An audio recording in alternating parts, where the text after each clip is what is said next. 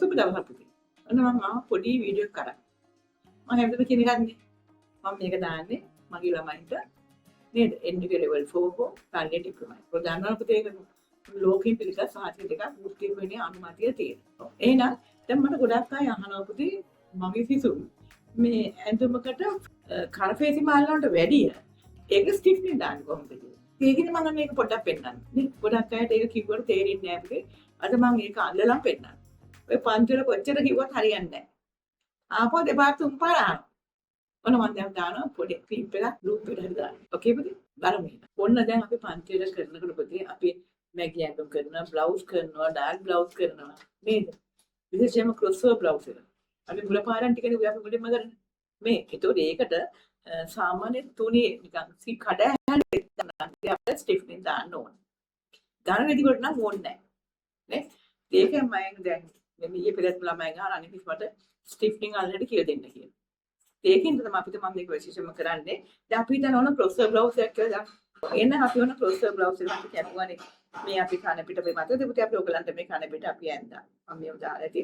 මේ අපි මේ බ්ලවුස් එක කැපුවා. නේ? එතන මකට මේක දැන් ඇත්තට මේකත් තුනීනේ. එන අපිට ස්ටිෆ්නින් වලට දාමු පුතේ. අපිට මේක ස්ටිෆ්නින් දාමු අපි එන. එහෙනම් අපි කරපේසිම කපා ගත්තා. මොන ඉදිරිපස. ඉදිරිපසෙන් පේසිම කැපුවා. වල දාන්නවා. මම දාන්න පුළුවන් පුතේ අපිට. මම දැන් ඒක දාලා පෙන්නන්න ඒ ඇති. මේකට අලව ගන්න ස්ටිෆ්නින් අලව ගන්න. හොඳයි. එන දැන් මෙන්න මේකක් පිටිපස්සට අපි මෙහෙමනේ කැපුවේ.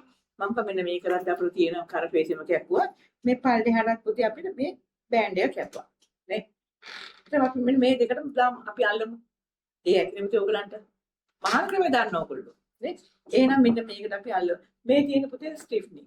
මේ පත්තර කොලේ වගේ පුතේ මේ තුනී එක මේ බලන්න පුතේ. මේ පේපර්ස් ටික මේ තුනී වගේ එකක් මේ බලන්න. ඉතින් මේක මම කරගන්න පේන්නේ නැහැ. මේක ෂයිනි ගතිය මේ දිලින ගතියක් තියෙනවා. මේ දිලින ගතිය තියෙන පුතේ අපිට මේ ගම් තියෙන පැත්ත. මේ ඔයාලා මම දැන් පේනවා මේ ගම් තියෙන පැත්ත මේ දිලින පැත්ත. මේ පැත්තේ මේ දිලිහෙන්නේ නැහැ. ඒ පැත්තේ ගම් නැහැ. හරිද? එහෙනම් ඔන්න දැන් බලන්න පුතේ මම එහෙනම් මෙන්න මේ කෑල්ලම මේ. ඔයගොල්ලෝ මේකේ යාර භාගයක් විතර ගන්න කඩේක අර පේපර් තුනී පේපර් ස්ටිෆ් කියලා ඉල්ලන්න. පේපර් ස්ටිෆ් කියලා ඉල්ලන් කඩේකින් දෙනවා. මේකේ තියෙන වර්ග තුනක් කලින් ප්‍රදානියවත් ගන්නට ඒවා තියෙනවා. තව ටිකක් ගන්න ඒවා තියෙනවා. මේක දාපු කරපේසින් වලට. හරිනේ? එහෙනම් දැන් බලන්න. ඔන්න මම මෙන්න මේ දෙක දාන්නම් කොහොමද? අරකට දැන් ලොකු වැඩි නේද පේනවා ඔයගලන්ට. ඔන්න මම මේ දෙක දානවා. ඔන්න බලන්න. මේ රෙදි කෑල්ල මේ ස්ටිෆ්නින් කෑල්ල අරකට හරි මේ කොන පැත්තට තියාගන්න. මම පොඩි කෑල්ල කපලා ගන්නම්කො. මෙන්න මේක තියලා පුතේ අපිට මේක තියලා ඒ ප්‍රමාණයටම කපලා ගන්න. මම බෝඩ් එකක් සුදු කමන්නේ නැහැ නේ පුතේ අපිට. නේ? මේ ප්‍රමාණයට මේක තියලා කපලා ගන්න. වැඩි අඩුවෙන් කපන්න එපා. වැඩියෙන් කපන්න විතර චුට්ටක් ඒ ගානම කපලා ගන්න පුතේ ඉතරයි තියෙන්නේ. මේක හරි වැදගත් පුතේ අපි ඕන ඇඳුමකට මේ චාරි හැට් එකට හරි ගවුම් වලට හරි මංගල ගවුම් වලට එම මේව හරි වැදගත් පුතේ. මේක නේ ඒ ප්‍රමාණයට කැපුවා ඔයගොල්ලෝ මේ පේනවා පුතේ ඒ ප්‍රමාණයට කැපුවා නේ? එහෙනම් මේක ගොඩාක් දාන්න මම අර ඉස්සෙල්ලා කිව්වා වගේ තුනී රෙදි වලට. හොඳේ තුනී රෙදි වල මහනවා තව ගවුම් බ්ලවුස් මහනවා. මේ ප්‍රමාණයට කපලා ගන්න. පොඩ්ඩක් එහෙමකට කමක් නැහැ මේ ගානට ඕනේ නැහැ. හරිද? පොඩ්ඩක් අපි ඉතිරිපත් කරපේසින් තියෙන මේකට තොන්න කපා ගන්න. මේ බ්ලවුස් එක අපි ඉතිරිපතට අපි දාපු කරපේසිමනේ ඒකට කපා ගන්න දෙකක් වුණා. දෙපැත්ත දෙකක් වුණා. නේ? මම මේක දැන් කැපුවානේ පුතේ එහෙනම් හරියට අපිට බලා ගන්න පුළුවන්. අපි දැන් මේක අයින් කරමු. බරබා. ඉතින් මේක නිකන් අයනක තියන්න එපා අපිට මේකට. මේකේ මේ ගම් තියෙන පැත්ත තියෙනවා. මේ ගම් තියෙන පැත්ත මේ තියෙන ඕගොල්ලන්ට මේ තියෙන්නේ ඔයගොල්ලන් දන්නවනේ අර මේ ඉටි වගේ පේනවා. මේ පැත්තේ නෑ. මේ පැත්තේ නෑ. හරිද? ගම් තියෙන එක මෙන්න මෙතනට අල්ලන්න. තියන්න. මේ රෙද්ද ඇතුළේ තියන්න ඕන. මේක රෙද්ද කන පිටරයි තියන්නේ මේ කෑල්ල. තියලා පුතේ මේක අයන් කරන්න.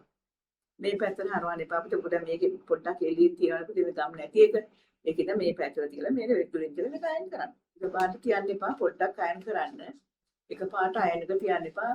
ඉච්චලයි අය හොඳේ ප්‍රශ්න ගොඩක් දාන්න නැතුව ඔය බලමුද ඔය දැන් අපිට අයන් වුණානේ නේ මොන මේ පැත්තට චුට්ටක් අයන් කරලා ගොඩක් ප්‍රශ්න දාන්න එපා දැන් අර ඔයගලන්ට වැඩිපුර කැපුවා නම් අර ඒ චුට් වැඩිපුර තිබුණා නම් ඒ ටික කපලා අයින් කරන්න පුතේ එච්චරයි ඕනෙත් නෑ ඒක ඕන නම් මම නිකන් මේ කියන්නේ ඔයගලන්ට අපි ගානට කැපුවා නම් දැන් අපිට ඔන්න එහෙනම් අපි පිටිපස්සට අපි දාගමුද එහෙනම් ඒකත් බලන්න ගම් කියන පැත්තනේ ඔන්න සමහරලාට පුතේ ඔයගලන්ට මෙහෙම එකක් තියෙනවා දැන් සමහරලාට ඔය පොඩ්ඩක් මේ ගම් පේන නොපෙන ගන්නට තියෙදීම තියනකොට චුට්ටක් මෙන්න මෙහෙම මේ කොනකට තියලා මම එක කියන ළමයින් ටෙස්ට් කරන්න කියලා මේ කොනකට තියලා චුට්ටක් මෙන්න අයන් එක පොඩ්ඩක් තියන්න. දැන් බලන්න මේ අයන් එක වැලෙන්නේ මේ පැත්තෙන් නම් ගම් එක තියෙන උඩි පැත්තට. දැන් ගන්න නෙමෙයි. එහෙනම් අපිට ගම් තියෙන උඩි මේ චුට්ටක් කොනක් තියන්න. එහෙනම් මේ පැත්තේ ගම් එක තියෙන්නේ. එහෙනම් ගම් එක තියෙන පැත්තට තියනකොට මේක එකපාරටම කියලා දෙන්න. දැන් මේ අයන් එකට අරව ගන්න නැතුව. අන්න මම දැන් තිබ්බහන්නේ. ගම් එකට තමයි මේ දෙත් කන පිටට යන්න ඕන ෆේසි මේ. අපි දැන් මේ පැත්තේ ගම් එක තියෙන හින්දා අපිට අර නැත්තම් මේ ටික අයන් එකට ගෑවෙනෝනේ.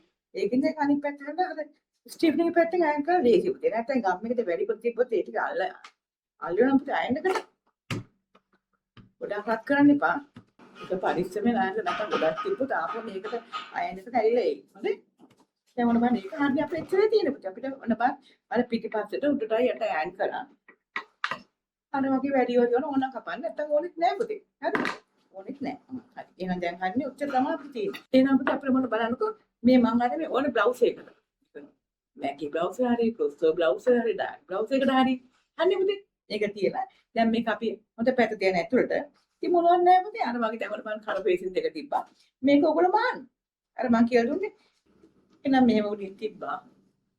කට් මාක් දාන්න පුතේ අනිත් පැත්ත හරවන්න. මේකෙත් කට් මාක් දාන්න අනිත් පැත්ත හරලා අපි දන්නවා කර පේසින් මහන්න උරිත් දෙක මෝට්ටු කරලා අර මහන විතර අතේ මහන අනිත් පැත්තට අතේ මහන. එච්චරයි තියෙන්නේ. මෙන්න මේ දෙක අල්ලන්න තමයි මට කියලා දෙන්න ඕනේ. ඕන ඇතුමකට ස්ටිෆ්නින් ගන්න ඕමයි. දැන් හරියද? හරිනේ? පුළුවන් කියලා හිතෙනවා. Okay.